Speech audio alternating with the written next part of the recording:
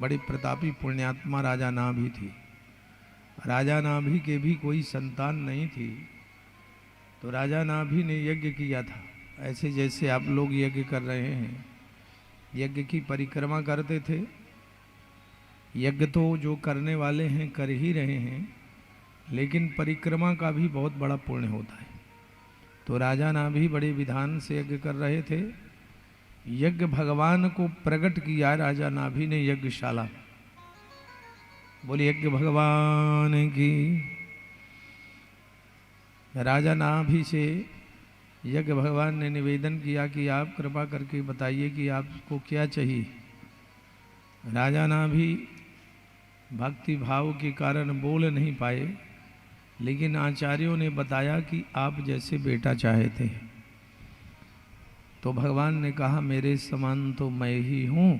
तो भगवान कालांतर में राजा नाभि के यहाँ बेटा बनकर जैन धर्म के प्रथम तीर्थंकर ऋषभदेव के रूप में अवतरित हुए। बोलिए ऋषभदेव भगवान। ऋषभदेव जी जो जैन धर्म के प्रवर्तक हैं, शुभारंभ करता है। यावत जीवन राजा रहे तो समाज की सेवा किया, प्रजा के धन को अपने उपयोग में नहीं लाया। बड़े त्यागी थे। इनके 81 बेटे थे। बेटों को कर्मकांडी बनाया। 81 बेटे कर्मकांडी बने। 9 बेटे नव सिद्धेश्वर थे और 10 बेटों को राज्य सत्ता संभलवाई थी। उनमें से भरत मुनि बड़े श्रेष्ठ थे, राजा भरत। कालांतर में ऋषभदेव जी ने अपने राज्य सत्ता को, अभी सेट नहीं है बंधु, सेट करो, थोड़ी देर में ही सेट होता है तुम्हारा, लेकिन अभी अपसेट, आवाज सही नहीं आ रही। राजा ऋषभदेव केरल दक्षिण भारत में जाकर के योगाग्नि के द्वारा, अब कुछ ठीक हो रहा है, योगाग्नि के द्वारा अपना देहोत्सर्ग किया था और राज्य सत्ता को भरत जी को देके गए थे। भरत जी भी पिता के पद चिन्हों का अनुसरण करते हुए, हे राजन, सुखदेव जी महाराज कहते, प्रजा का बहुत ध्यान रखते थे। युवावस्था में वैराग्य हुआ था राजा का। कृष्ण त्वदीय पद पंकज पिंजरांति अद्यैव में वसतु मानस राजहंसो प्राणपयान समये कफवात पित्तो कंठावरोधन विधौ स्मरणम कुतस्यात्। युवावस्था में वैराग्य हुआ। गृहस्थी को छोड़ करके भगवत चिंतन के लिए गांडकी नदी के किनारे नेपाल पर पधारे। वहाँ ये भगवत साधना करते। एक दिन आकंठ जलमग्न गांडकी नदी में भगवत स्मरण करते करते एक मृगी को देखा कि मृगी पानी पी रही है। सिंह ने आवाज किया तो मृगी को प्रसव करना था, छलांग लगाया। छलांग के वेग से मृग शावक निकल जन्म लेकर के बाहर जल में प्रवाहित होने लगा।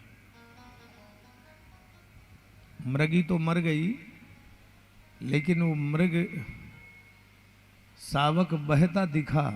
संत को दया आई और उस मृग के छौने को लेकर आश्रम में आए, लालन पालन करके बड़ा किया। ये सब एक संत का कर्तव्य है, प्राणी मात्र की रक्षा करना, लेकिन उससे लगाव रखना, उससे तृष्णा लगाना ये उचित नहीं था। हरि का भजन होता था, अब हरि के भजन में हरिन का भजन होने लगा। दुविधा में दोनों गए, माया मिले न राम। जब भी पूजा में बैठे तो तो मृग का वो शावक दिखाई दे, मृग शावक दिखाई दे, मृग का छौना दिखाई दे। तो आखिरकार मृग का ध्यान करते करते शरीर छूटा था। प्यारे बंधुओं ध्यान से सुनो। तो भरत जैसे मुनि को मृग बनना पड़ा था। यम यम वापि स्मरन् भावम त्यजत्यन्ते कलेवरम तम तमे वैति कौन्तेय सदा तद्भाव भाविता। ध्यान रखना, अंतमति सोगति। इसलिए भगवत चिंतन होगा, भगवान को का ध्यान होगा तो भगवान दिखेंगे। मृग का ध्यान करते करते शरीर छूटा तो मृग बनना पड़ा। दूसरे जन्म में मृग बने तो ध्यान था तो मृग योनि में ही तपस्या किया। तीसरे जन्म में ब्राह्मण परिवार में शरीर पाया। ध्यान रखना, एक जन्म में यदि बिगड़ता है अनेक जन्मों में सुधार करना पड़ता है, तब जाकर के सुधरता है। भरत मुनि को तीसरे जन्म में जब ज्ञान हुआ तब भरत मुनि की सद्गति हुई। इसलिए हम सब लोग, ये हमारी आपकी कथा है, हम सब लोग भी सतर्क रह करके भगवत स्मरण करके अपने जीवन को व्यतीत करें। भरत मुनि जब तीसरे जन्म में अवतरित हुए तो सब कुछ ज्ञान होते हुए भी ये परोपकार में लगे रहते थे। किसी का कोई काम आए शारीरिक तो शरीर से मदद करते थे। भरत मुनि को भाइयों ने खेत में काम कर दे दिया तो खेतों में काम करने लगे।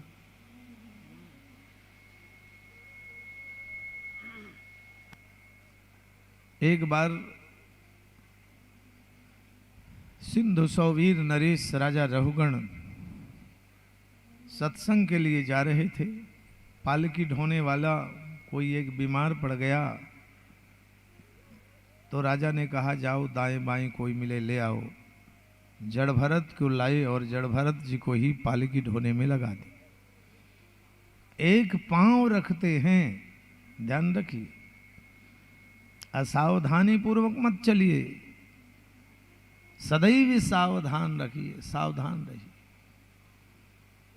सदैव अपने अंदर की डायरी लिखिए। अंदर की डायरी लिखने का तात्पर्य है कि हमने आज कौन सी ऐसी भूल की। एक दिनचर्या बनाइए। सोते समय जब सोने लगो रात में तो बड़ी एकाग्रता से भगवान का ध्यान करो। ये विधि बता रहे हैं, भगवान का ध्यान करो। और फिर जितने टाइम से उठे हैं और अभी तक का ध्यान करिए कि आज हमसे कौन अच्छे काम हुए, कौन कितने बुरे काम हो गए, कितनी हमने गलतियां की, कितनी बार हमने झूठ बोला, कितनी बार किसी के प्रति हमारा भाव ठीक नहीं रहा, कितने बार हमने मानसिक पाप किए। ये समीक्षा यदि हम आप लोग दिन में प्रत्येक दिन करने लगे तो कुछ दिन में ही आपके अंतःकरण का बैठा हुआ ब्रह्म आपको सावधान करने लगेगा कि गलती मत करो। आप जब तक ये नहीं चाहोगे कि हम सुधर जाएं तब तक नहीं सुधर सकते। लाख उपाय करे, पावन नदियों में खड़ा करके हम दुर्व्यसनों को छुड़ाते हैं तो भी लोग नहीं छोड़ते।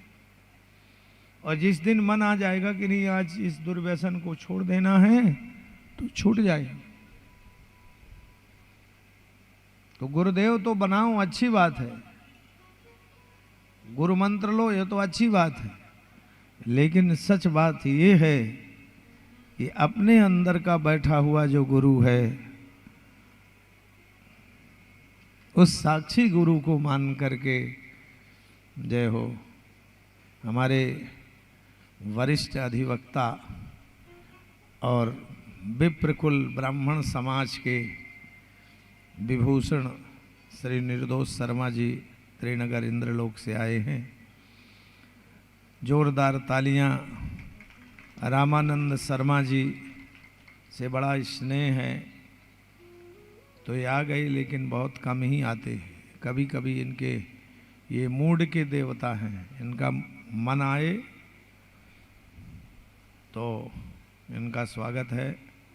हमारी सभी संस्थाओं के और सब जगह पूरा इनका शर्मा जी का बड़ा समर्पण भाव रहता है। तो मैं निवेदन कर रहा था, देवियों, प्यारे भक्तों, अपने अंदर का बैठा हुआ जो ब्रह्म है वही आपका, उसी को आप अपना असली गुरु मान लो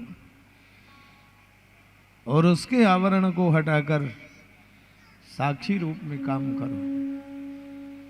हम आप जान रहे हैं कि हमको कोई देख नहीं रहा, और आप लोगों की जो कहावत है ना, दीवारों के भी कान होते हैं, तो जड़ है। दीवार जड़ है, जब दीवारों के कान हो सकते हैं तो आपके अंदर बैठा हुआ वो ब्रह्म हो आपको अहरनिश देख रहा है कि आप क्या कर रहे हैं। तो जड़ भरत जी एक पांव रखते हैं